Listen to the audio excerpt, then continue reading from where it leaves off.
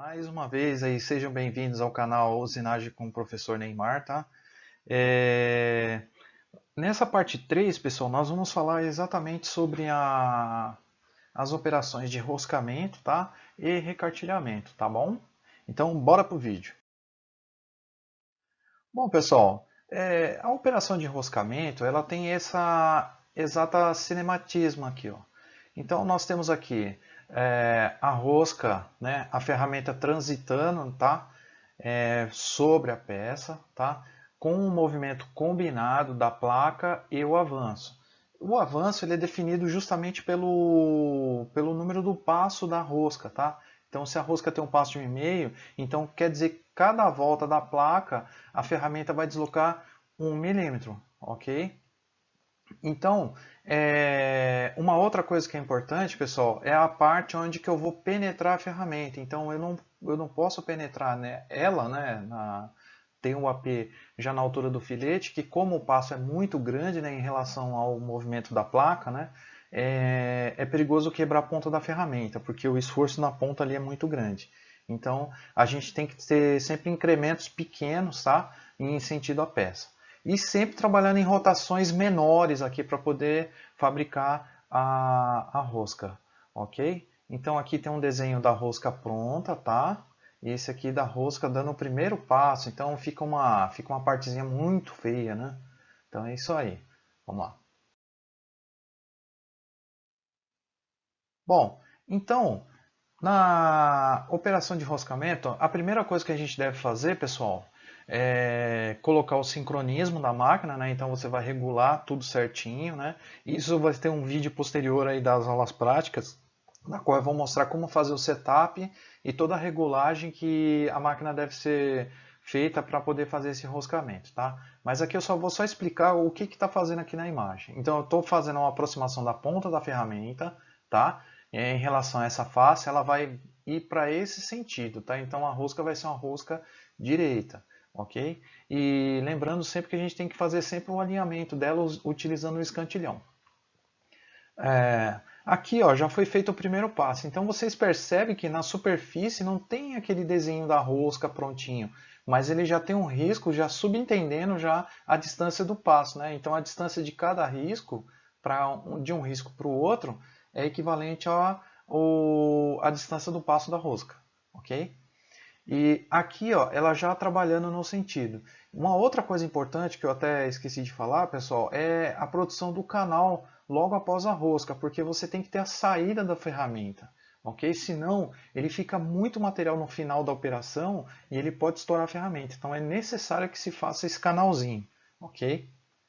E aqui, ó, a rosca já quase pronta. Então, mostrando aqui na operação, pelo lado de trás, né, a gente está olhando agora por aqui, a gente vê já a silhueta aqui da formação da rosca. Bom, e a gente também pode fazer dessa operação externa utilizando também o cocinete, ok? Então, se a gente não tem uma ferramenta adequada e você tiver o cocinete, a gente tem como fazer o roscamento numa barra através do cocinete. E o cocinete ele é como se fosse o macho, mas só que ao contrário, ok? Então essa aqui é a fêmea e tem o macho. Então, para poder conferir isso aí, a gente tem que ver, né, a montagem correta aqui do pente reto, né, para abrir a rosca. Então, cada filete desse aqui, ó, é uma ferramenta que você vai ter que montar aqui, né, no caso, para fazer a montagem do cocinete intercambiável, né? O pente circular para abrir a rosca, ok? E o cocinete. Então, eu tenho que colocar uma espécie de uma alavanca para poder movimentar o conjunto, tá? E sempre dando um quarto de volta e retornando para poder quebrar o cavaco. Muito bem. Aqui na operação de enroscamento, né, existe ainda alguns dispositivos que você pode utilizar, né, para abrir mais uma rosca assim, com um pente circular de abrir rosca, né? Então esse é um sistema um pouco mais moderno, mais complexo, né? E que cada componente desse aqui, ele equivale a um lado lá da rosca, tá? Então ele vai obedecendo sempre os passos, você vai montando, e aqui está a aresta de corte dele aqui, ó. na lateralzinha aqui, vocês olhar, tá? Esse é um sistema bem interessante. Bom, então eu tenho o cocinete, né, com os cabinhos de força, tá? Com o desandador. E aqui, ó, é onde que eu posso colocar o modelo do macho que eu tenho que colocar. Por exemplo, se eu preciso de uma rosca M12, então eu pego um cocinete M12 ou um cocinete de 1/4 e assim vai, tá? Então, eu tenho esse desandador e eu coloco essa peça aqui dentro e utilizo ele para fazer a rosca externa, tá?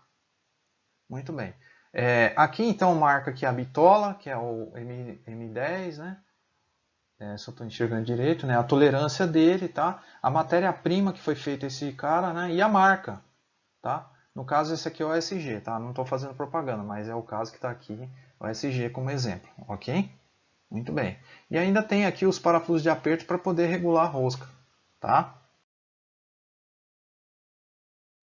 Aqui, pessoal, é um exemplo aqui de operação. Então, primeiro eu faço um alinhamento aqui com o mandril, tá?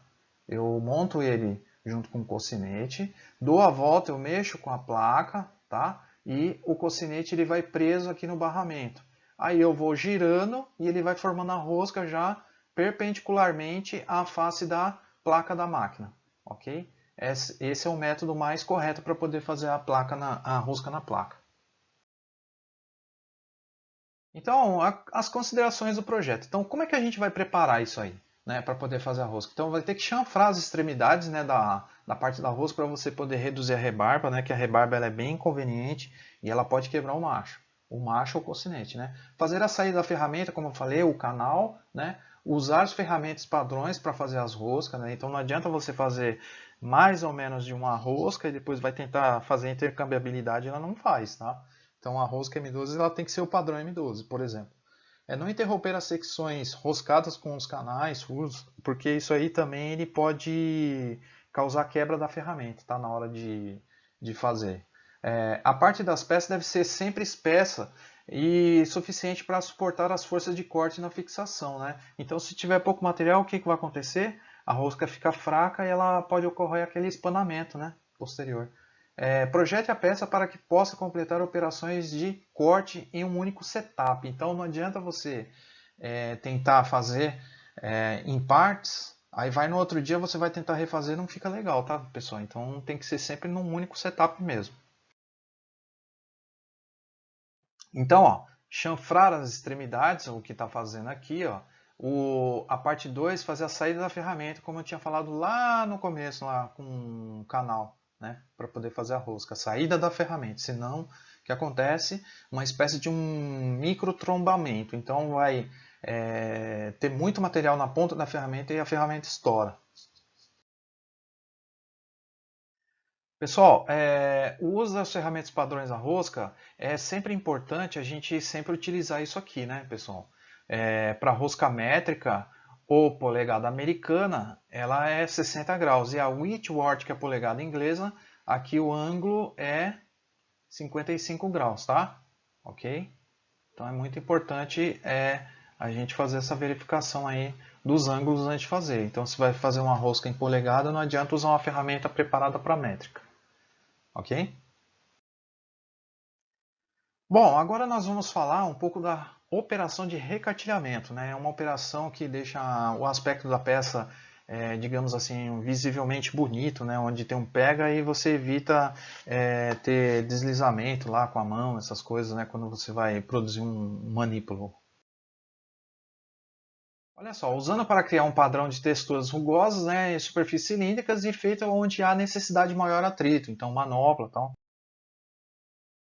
Os exemplos de aplicação. Então aqui, ó, os tipos de recartilhamento. Tem o angular, onde cria um padrão de ranhura piramidal, e o linear, que é esse aqui, ó, o de baixo. Então, esse aqui é o parâmetro piramidal, ou seja, aquele acabamento cruzadinho, e esse aqui é aquele de ranhuras, né? Que ele pode ser um de grande, médio e fino, né? E o de cima também, um padrão grande, médio e fino. O nosso, se eu não me engano, na nossa operação prática, é esse aqui, o grande, tá ok? E aqui, ó, os exemplos de operação. Então, você separa a ferramenta, tá? Que é esse aqui, é o padrão do recartilho. fixa ele no porta-ferramentas, tá? Como está aqui no torno, a peça onde vai ser recartilhada, ok? O interessante dessa peça, dessa ferramenta, é que não precisa fazer o alinhamento de altura, tá? Ele precisa fazer o alinhamento de paralelismo, tá? Perpendicular em relação à peça. Ele precisa fazer isso aqui, tá? Senão o acabamento não sai bem cruzadinho. Aqui, olha só, já é o eixo já recartilhado. Então eu tenho esses discos aqui, ó, que é o cruzado, então ele tem direita e esquerda, tá? Monta um em cima e embaixo. E no caso daquele outro padrão que é só marcação, eles utilizam só um. E aqui, ó, o efeito da peça pronta no tipo piramidal, tá? Que ele fica esse efeito cruzadinho, fica muito bonitinho. Aqui tem os meios de fixação de peças no torno, né? Então eu tenho um contraponto, né? A placa de arraste, é onde eu utilizo aqui para poder fazer o torneamento, onde que eu já tenho as duas extremidades prontas, tá? Aqui castanhas ajustáveis, tá? O autocentrante, ou seja, ela prende em 3 pontos, né? E vai colocando a peça ao centro. Eu também posso fazer a fixação por meio de pinça, tá? Que ele funciona como uma mola e se ajusta ao diâmetro, né? Esse aqui é um dos métodos que melhor garante concentricidade da peça, tá? E esse aqui, a placa com 4 castanhas para poder fazer montagem de peças quadradas, por exemplo, ou então eixos deslocados, né? Com diferentes centros de eixo, né? Ou seja, aquelas peças excêntricas, ok? Final de um vídeo, né? Essa foi a parte 3 da nossa sequência de vídeos, tá? Peço para vocês darem um joinha no vídeo, né? Caso gostaram do vídeo. Se não gostou, não faz nada, tá bom? Se inscrevam no canal para vocês poderem ficarem mais atualizados sobre os vídeos que eu vou colocando, né? E eu agradeço imensamente aí a todos, tá? Bora pro quarto vídeo na sequência, né? Se você perdeu, acesse o link aí que eu vou deixar descrito